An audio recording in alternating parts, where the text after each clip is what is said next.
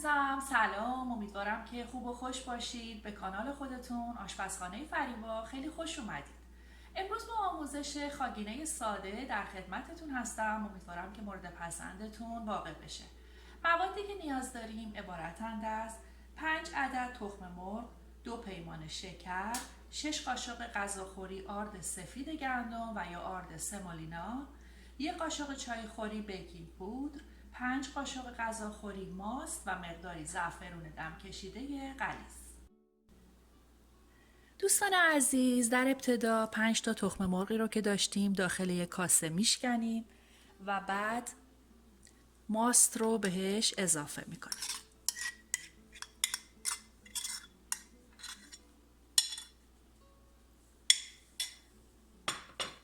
حالا اونها رو با همدیگه خیلی خوب میزنیم تا یک دست بشه.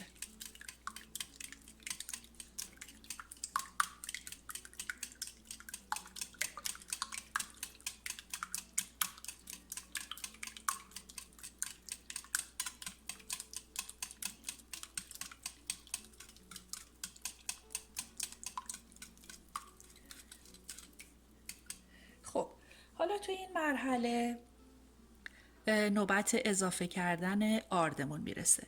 آردی رو که من استفاده میکنم آرد سمولینا هست. شما میتونید از آرد سفید گندم هم استفاده کنید، فرقی نمیکنه. آرد سمولینا 3 مدل داره: نرم، متوسط و یا زبر و خشن. نوعی که من استفاده میکنم سمولینا نرم هستش به این صورت. خب اون رو هم اضافه میکنیم به اضافه بیکینگ پودر. حالا خیلی خوب اونها رو با هم مخلوط میکنیم.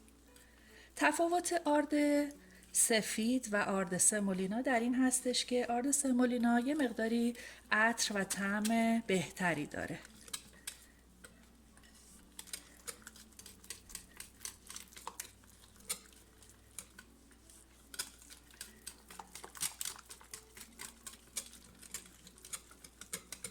خب بعد از اینکه خوب اونها رو با هم دیگه مخلوط کردیم کاسمون رو کنار میگذاریم. خب حالا داخل یک ماهیتابه مناسب مقداری روغن میریزیم و میذاریم تا کاملا داغ بشه. حالا مخلوط تخم مرغ و ماست و آرد رو داخل ماهیتابه اضافه میکنیم.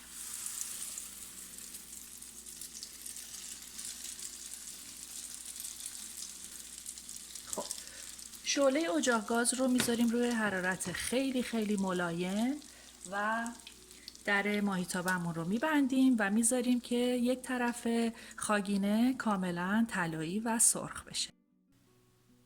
خب دوستان عزیز، در فاصله‌ای که خاگینه آماده میشه داخل یک قابلمه 2 پیمانه آب میریزیم و شکری رو که داشتیم بهش اضافه میکنیم و میذاریم تا این محلول به جوش بیاد و کاملا شکر داخل آب حل بشه.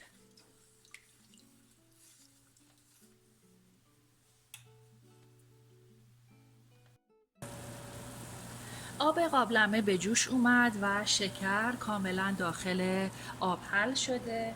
حالا تو این مرحله 1 قاشق زعفرون دم کشیده رو بهش اضافه میکنیم و میگذاریم برای 5-6 دقیقه با همدیگه جوش بخوره. خب یک طرف خاگینه آماده شد و به این صورت سرخ شده. اون رو برگردوندم و دوباره درش رو میبندم و میذارم تا طرف دیگه اون هم سرخ بشه. خب عزیزان، طرف دیگه خاگینمون هم کاملا آماده شده، طلایی شده، همونجور که میبینید فوق‌العاده زیبا و خوش رنگ. حالا تو این مرحله حرارت اجاق گاز رو خاموش میکنیم و ماهیتابه رو کنار میگذاریم. خب بعد از اینکه خاگینه آماده شد اون رو داخل یک ظرف منتقل میکنیم. حالا اون رو برش میزنیم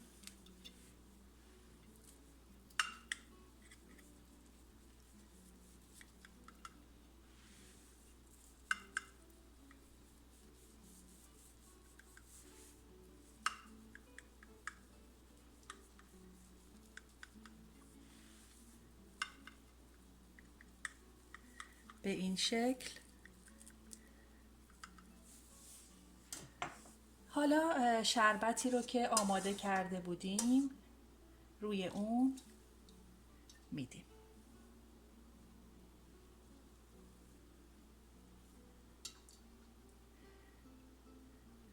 به به، عجب عطری، واقعا جای همگیتون خالی.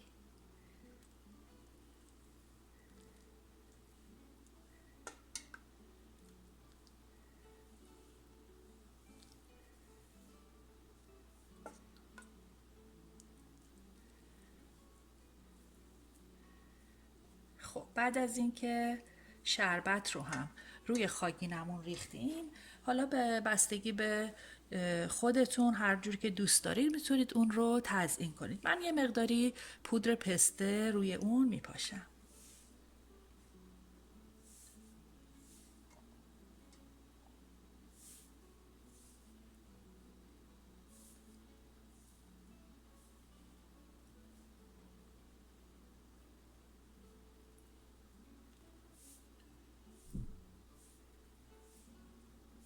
خب این هم از خاگینه خوشمزه و همونطور که میبینید چقدر زیبا شده، واقعا عالی و خوش عطر و بو هستش. امیدوارم که این خاگینه خوشمزه رو آماده کنید و مطمئنم که خیلی خوشتون میاد.